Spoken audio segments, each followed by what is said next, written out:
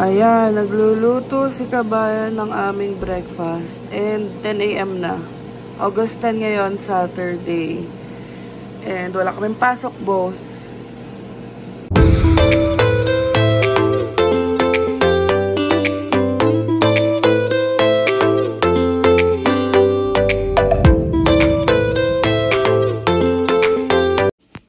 Good morning mga kabayan. And today is, yun nga, Saturday today, August 10.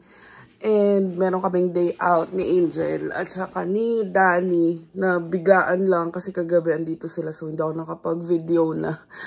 And ayun, breakfast muna kami ni Kabayan tapos maliligo na ako. Tapos, ayun, nakahanap si Bianca ng part-time pero sasama lang ako. Kasi first day niya, tapos pumayag naman yung, basta mamaya update na lang namin kayo. Additional kita din sa amin kasi lalo na yan. Si Aster, nag-update na yung insurance. Kahapon lang na-assess si Aster and umabot ng 12,000 plus yung babayaran sa car, sa damages ng insurance. Covered naman siya.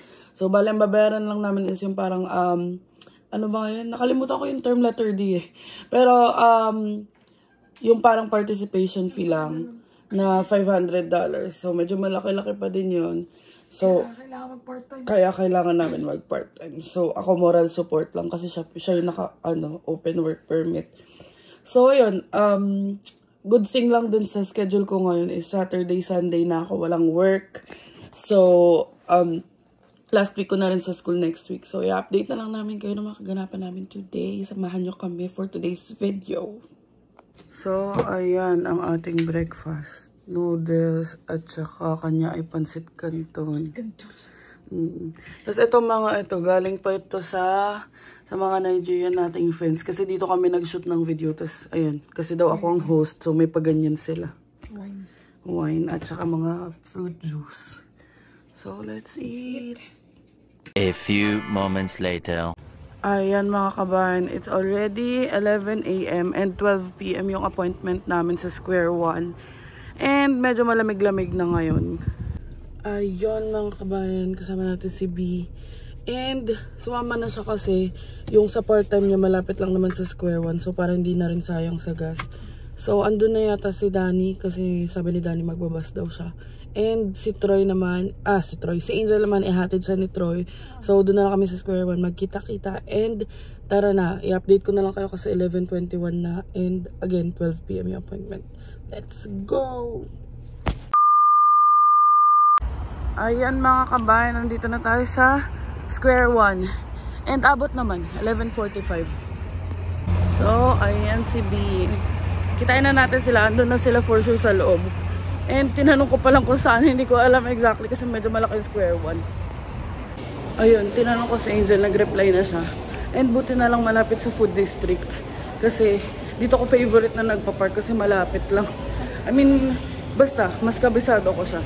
So, ayun, punta na natin sila. Ano? Punta na natin. Hindi pa nakakapag-part-time si Bianca, may reward na. May reward na agad. Pero kagabi lang kasi namin na plan kasi malapit na yung Bini. So, wala rin kami pare-parehong time sa Friday. Kaya naisipan namin na ngayon na lang. Medyo excited na rin ako kasi first time ko magpapanails dito sa Canada. Kasi nung nakaraan, diba, no anniversary namin, ako lang gumawa. So, ngayon, may mga kasama at nayaya tayo. So, let's go! Ayan na ang nails for you. Ewan ko nandiyan na sila Danny. Check natin. Ayan na si Danny, oh. Ayan na si Danny.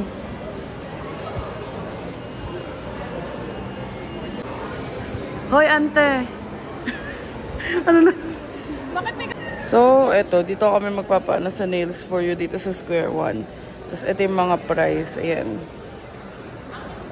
Yung gagawin namin, yung shellac na yan, shellac manicure. Diba ang haba pa ng kuko ko? So, dito na muna kami. Ayan, 3 kami. Ayan na si Madam Danny. Inaantay na namin si Angel. Kaso kasi pinaupo na kami dito kasi nga 12 yung appointment. Pero malapit na rin naman daw siya. Yan na si Stacy Jill.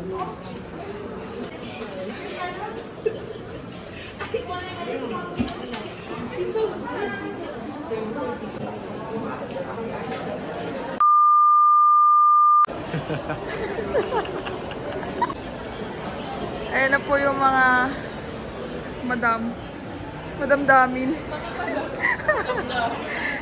Kaya naghihintay lang. Bago sila matapos. A few moments later. So, ayun. Tapos na kami ni Danny. Tapos, Akala mo dahil pera. true. Gagi. Si Angel na iwan pa doon kasi may airbrush pa siya. Kami, bibili muna kaming teams naming 3. And sila Bianca, hindi ko alam. Tsaka si Troy magkasama. Date sila. Date sila kasi girls day out dapat. So, ayun. And hindi namin maiwan naman. So, bala na sila. Kaya rin na nila yun. Ayan. Medyo mahaba-haba yung pila pero ilaban na natin. Para sa coffee. Coffee? Yan na. Si Angel nagbabayad na. And ayan ang nails. Ayan ang kay Danny. Taray. Si Master Troy. Yan na. Oh, nail check. Ang ganda. So, andito kami sa Abercrombie & Fitch. Tama ba? Hindi ko alam kung tama yung pagkakapronounce ko, pero ayun.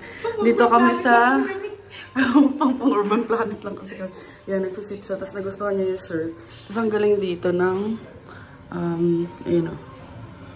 May light. Para makita mo kung bagay talaga sa'yo. Ayun o. Check natin. Right, white. Daylight. Ito. Daylight. Soft white. Oh, nag-iiba-iba yung ilaw. Amazing. Ayan. Para makita mo maganda talaga. Maganda ba? Ako? Ito. Okay lang. Maganda. Nasa clearance. Tsaka ang ganda ng texture. Mag-fit si Bianca. Tapos andito yung judges natin. Titignan ko kung approve or hindi. May yayan. Yun na, picture. Pumasok ng... Ano ba? So, binilan tayo ni Kabayan ng New Balance. Thank you. Yes, ang aking financer na New Balance 530. Tagal niya na kasi na-out sa akin yun. Mamaya kayo papakita sa inyo pag nasa bahay na kami. I-unboxing natin. So, dito kami sa Uniqlo naman. And, ayan, may mga tag $12 na shirt. Ito $12 na shirt to. Tignan natin kung kasha. Tapos yung shorts is 19. So, check natin kung kakasya kay Kabayan. A few moments later. So, ayan, kakain muna kami. Wala pa naman si Chard, nasa work pa. And sa Jollibee kami kakain. Let's go Jollibee. So, ayan, nasa Jollibee na kami. Kasama namin si Billy, Danny, Billy, Stacy, si Billy Troy. Ito si Binilog. Ikaw ang pinilog. Binilog. Ayan, Jollibee tayo for today's video. Yan, yummers, kain tayo. So, ayun mga kabayan. Tapos na kami kumain. And di na ako nakapag-update kasi nagchichikahan kami pababa dito sa, papunta dito sa parking. And, yan. Pupuntahan namin si Chard sa Heartland. Kasi doon niya kikitain si Danny and wala naman kaming gagawin. So, let's go. Namimiss ka nila. So, ayun mga kabayan. Nandito na tayo sa Costco and din si Danny. Nahanap na ang kanyang bebe. So, nandito na rin sila Angel. Hindi lang namin alam kung saan nakapark. Yan na si Big D. Si Big D, si Richard Dixon in the house, yo. Ayun o. Layo pa, ayun o. Yung ano, yung nakakap, hindi nasa likod. Yun na, oh. Ano pa yan, Bass Pro.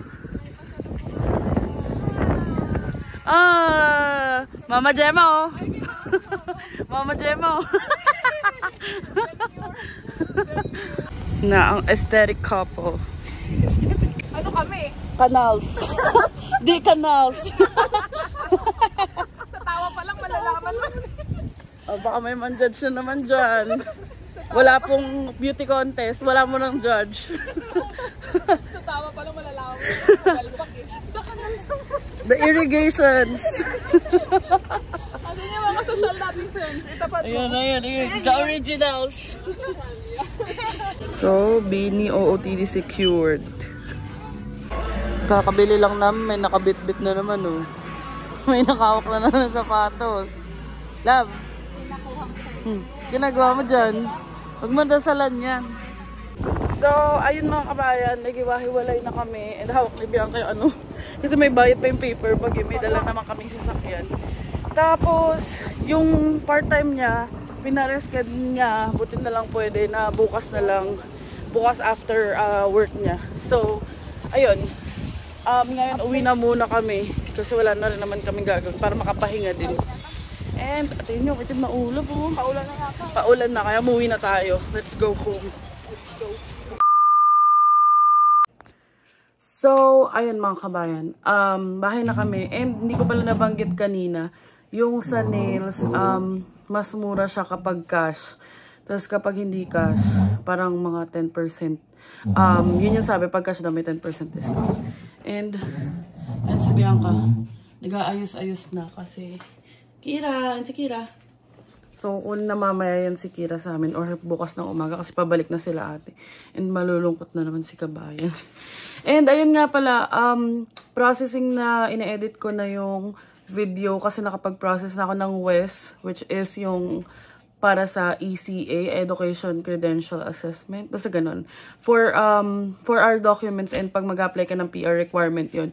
So, stay tuned lang kayo. I-upload ko yun sa mga susunod na kabanata. Pero ngayon, ipapakita ko muna sa inyo yung gift ni B. So, if maaalala nyo, bumili siya ng ganito. And, naawa daw kasi siya sa akin. Sumasakit yung paa pag naglalakad kami kasi nga mabigat ako. Sabi niya, maganda yung shoes niya kasi hindi daw talaga sumasakit yung paa niya. So, same kami, matchy-matchy. Ayan, NB530. Ganda. Tapos same color din kami. Sakto kasi ganito rin yung color ng scrubs ko. Yan, ang ganda niya. Sa browns. Matagal niya sinasabi na gusto niya akong bilan nito. And ayun, di ko alam na kanina pala. Plano niya na ako bilhan sa mall. Sobrang ganda. And i-update ko kayo kung hindi nga sasakatan pa ako dito. Yan. Thank you, love. So, ayan. Mas maganda daw to. Kasi yung 550, bumili yung kapatid ko. Sumasakit yung paa niya. Noong nag-Hong Kong sila. So, napabili siya doon ng On Cloud. So, ayan. As in, same na same kami. Pati color. Size lang yung magkaiba. So, ayan na. Si Kabayan. Ito try niya yung OOTD niya sa Bini. And, abangan nyo kung ano yung mga OOTD namin. Nila Angel, nila Troy, ni Danny, tsaka ni Chard. Kasi 6 kami manonood ng Bini. And, sukat niya muna. Tignan muna namin. Siyempre, di muna namin papakita yung full. Para surprise. So, yun guys. Yun lang naman ang aming ganap for today's video. Magpapahinga na kami. Tapos manonood lang ng Mami Oni. And i-update na lang namin kayo sa mga susunod na kaganapan. And sabi ko nga, stay tuned. Kasi ina-edit ko na yung video for WES. Yung application ng ano ba yun? World Education Services. Yung para sa educational or education credential assessment para at least ma-share ko kung sino man yung mga mag-a-apply dyan, yung process na tinake ko. And ayun lang naman, sana nag-enjoy kayo sa panonood. And please don't forget to like, share, and subscribe to our YouTube channel, Adventures in Canada. Follow us on our Facebook page, Adventures in Canada din. And follow me on TikTok, I'm Angela Aquino _. And thank you so much for watching mga kabayan and see you on the next one. Bye!